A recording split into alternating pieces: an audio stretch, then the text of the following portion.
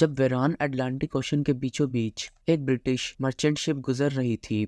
इसके कैप्टन का ध्यान दूर खड़ी एक शिप पर गया जो ना ही आगे बढ़ रही थी और ना ही इनके सिग्नल्स का जवाब दे रही थी। करीब जाने पर पता चला शिप वेरान समंदर में सिर्फ लहरों के सहारे खड़ी हुई थी। हैरत की बात तो ये थी कि शिप के अंदर क्रू का साजो सामान, खाना पीना और सारा कार्गो बिल्कुल सही सलामत मौजूद था। लेकिन अगर मौजूद नहीं था तो क्रू मौजूद नहीं था, जो बगैर किसी निशान के यहाँ से गायब हो चुका था।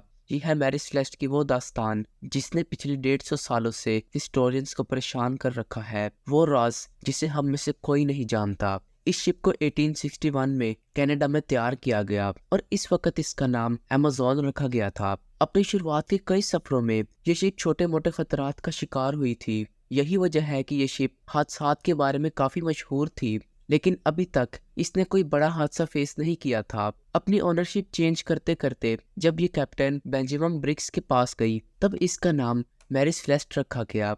ये न्यूयॉर्क में 7 नवंबर 1872 का एक खुशगवार दिन था। मैरी सेलेस्ट नामी ये शिप साहिल पर खड़ी थी और इस पर सामान लोड किया जा रहा था। मैरी सेलेस्ट में एथेनॉल के 1700 बैरल्स लोड किए गए, जो कि पीने वाला नहीं बल्कि इंडस्ट्रियल यूज का एथेनॉल होता है। इसको ये सारे बैरल्स न्यूयॉर्क से इटली के शहर जेनोवा तक बजरिया अटलांटिक ओशन से लेकर जाने थे।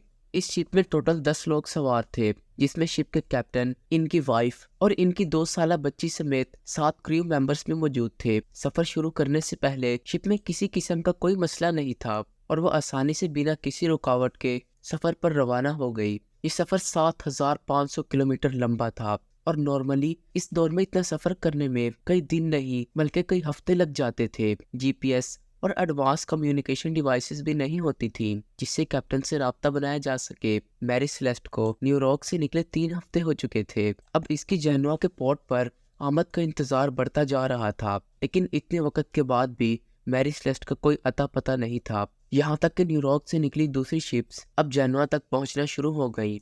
अब परेशानी बढ़ती जा रही थी कि मैरी सेलेस्ट इतने हफ्ते गुजरने के बाद भी अपनी मंजिल तक क्यों नहीं पहुंची। मैरी सेलेस्ट के रवाना होने के 10 दिन बाद एक और ब्रिटिश शिप को न्यूयॉर्क से निकलकर इसी रोड से होते हुए जिब्राल्टर तक जाना था। ये डाइग्रेटिया नामी एक ब्रिटिश मर्चेंट शिप थी जो कई हफ्तों के बाद 4 दिसंबर 1872 को अजार्स नामी आइलैंड के करीब पहुंची थी। इस समंदर का वो हिस्सा है जहां पर नीले आसमान और समंदर के अलावा कुछ दिखाई नहीं देता। वहां पर शिप के कैप्टन को भी दूर समंदर में एक शिप खड़ी दिखाई दी। कैप्टन ने नोटिस किया कि वो शिप तो आगे ही नहीं बढ़ रही बल्कि सिर्फ एक ही जगह पर खड़ी है। समंदर के इस हिस्से में ऐसा मंजर देखकर कैप्टन को शक हुआ और उन्होंने इसे दूर से ही कई सिग्नल्स भेजे, लेकिन जब आगे से कोई रिप्लाई नहीं आया तो कैप्टन ने करीब जाने का फैसला किया। करीब जाने पर पता चला कि ये कोई और नहीं बल्कि कैप्टन के ही दोस्त की शिप है जिसका नाम मैरी सेलेस्ट था, जिसको न्यूयॉर्क से निकले अब पूरा 1 महीना हो गया था। मैरी सेलेस्ट जिब्राल्टर से 1800 किलोमीटर दूर अटलांटिक ओशन में तनहा अकेली खड़ी थी। इसमें किसी किस्म की कोई हरकत नहीं थी। डिग्राटिया के कैप्टन ने अपने क्रू मेंबर्स को मैरी सेलेस्ट में भेजा। वो सब ये देखकर हैरान रह गए कि शिप पर कोई भी नहीं है। 1 महीने पहले जो शिप न्यूयॉर्क से 10 लोगों के साथ निकली थी, वो सारे लोग समंदर के बीचों बीच आखिरकार कहाँ गए? यही सवाल अब डिग्राटिया के कैप्टन को भी खाया जा रहा था। पहले तो इनको लगा कि शायद शिप पर कोई हादसा हुआ है, लेकिन जब उन्होंने मैरी सेलेस्ट का जायजा लिया, पूरी शिप बिल्कुल सही सलामत मौजूद थी। कैप्टन का सारा सामान और क्रू मेंबर्स के कपड़े तक, ना सिर्फ इतना बल्कि जो गोड्स लेकर वो जेनोवा तक जा रहे थे वो भी बिल्कुल सही सलामत पड़े थे। यहाँ तक कि शिप पर क्रू के लिए खाने का जो स्टॉक पड़ा था वो भी अभी तक वैसे ही मौजूद है। थोड़ी और जांच पड़ताल करने के बाद कैप्टन के रूम में से एक लॉग बुक मिली। ये लॉग बुक पहले शिप कैप्टन्स अपने पास रखते थे, जिसमें शिप की मेंटेनेंस एंड इश्यूज के बारे में लिखा जाता था। इस बुक में मैरी सेलेस्ट के कैप्टन ने आखिरी एंट्री 25 दिसंबर सुबह 8 बजे की थी, यानी जिस दिन ये शिप इस हालत में पाई गई थी इससे भी 10 दिन पहले। इसका मतलब ये था कि ये शिप 10 दिनों से वीरान अटलांटिक ओशन में खड़ी थी। डिग्राटिया के कैप्टन ये सारा माजरा देख तो रहे थे, लेकिन इनको कुछ समझ नहीं आ रहा था। इतने में इनकी नजर लाइफ बोट वाले सेक्शन पर पड़ती है। वहाँ इनको लाइफ बोट नजर नहीं आती। इसका सिर्फ एक ही मतलब हो सकता है कि जरूर शिप में कुछ हुआ था और सब लोग अपनी जान बचाने के लिए कहीं भाग गए हैं। कैप्टन के कैबिन में नेविगेशन के इंस्ट्रूमेंट भी मिसिंग थे और इनके बेड के नीचे एक तलवार अपने कवर में बंद पड़ी थी, जो इस बात की निशानी है कि शिप पर किसी किस्म का हमला नहीं हुआ, वरना तलवार अपने कवर से बाहर होती या फिर वहां पर मौजूद ही ना होती। लॉग बुक के अलावा दूसरे तमाम डॉक्यूमेंट्स भी वहीं पर मौजूद थे। एक और चीज नोटिस की गई कि शिप का कैबिन हर जगह से गीला था और काफी जगहों पर तो 1.5-2 फुट पानी भी खड़ा हुआ था।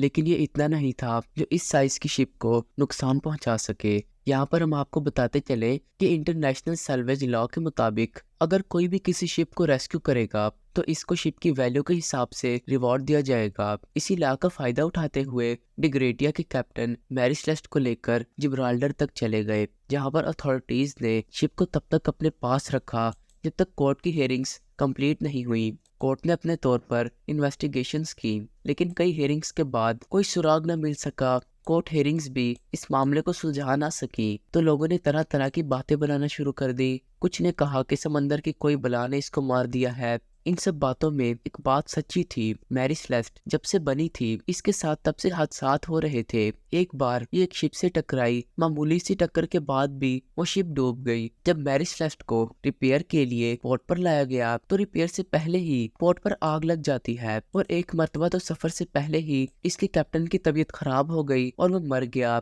इस सब बातों की वजह से ही अब ऐसा माना जाने लगा कि मैरी सेलेस्ट पर जिन्नों का राज है और तब से मैरी सेलेस्ट को गोस्ट शिप का भी टाइटल दिया जाने लगा। पर असल में इन दिनों हुआ क्या था, इसके बारे में कुछ थ्योरीज हैं। सबसे पहली थ्योरी गद्दारी के बारे में है कि लोगों का मानना है कि डिग्राटिया के कैप्टन ने ही मैरी सेलेस्ट के सारे क्रू मेंबर्स को मारकर सल्वेज लॉ का रिवॉर्ड पाने के लिए ये सारा ड्रामा रचा है। पर सोचने की बात है कि अगर ऐसा होता तो शिप पर कहीं तो खून खराबे के निशान होते। अब या तो डिग्राटिया ने पीछे कोई सुराग नहीं छोड़ा, सारे निशानात मिटा डाले, या फिर ये थ्योरी गलत है। दूसरी थ्योरी, इस थ्योरी में कहा गया कि शिप पर अल्कोहल के 1700 बैरल्स मौजूद थे, लेकिन जब ये शिप अथॉरिटीज के पास लाई गई तो इनमें से 9 बैरल्स खाली थे। हो सकता है अल्कोहल के कुछ बैरल्स में ब्लास्ट हुआ हो, जिसकी वजह से क्रू मेंबर्स लाइफ बोट में बैठकर भाग गए हों, लेकिन जहां पर ये बैरल्स मौजूद थे वहां पर ब्लास्ट का या फिर आग लगने का कोई निशान नहीं था। और तीसरी थ्योरी में ये बात सामने आई, हो सकता है कि शिप समुद्री तूफान की लपेट में आ गया हो और इसमें पानी भरना शुरू हो गया हो। यही चीज देखते हुए कैप्टन ने शिप को इवैक्यूएट करने का फैसला किया और फिर वो सारे छोटी लाइफ बोट में बैठकर वहां से चले गए। इतनी छोटी लाइफ बोट समुद्री लहरों का मुकाबला ना कर पाई और वो सब जान से ही चले गए। और ये थ्योरी काफी हद तक सही साबित होती है, मगर ये भी बस एक थ्योरी ही थी। थ्योरीज तो और भी बहुत हैं, मगर एक भी प्रूफ के साथ सही साबित नहीं हो सकी। 150 साल गुजरने के बाद भी अभी इस मिस्ट्री को कोई सॉल्व नहीं कर सका। तो उम्मीद करता हूँ ये वीडियो आपको जरूर पसंद आएगी। तो मिलते हैं नेक्स्ट वीडियो में, तब तक के लिए अल्लाह हाफिज।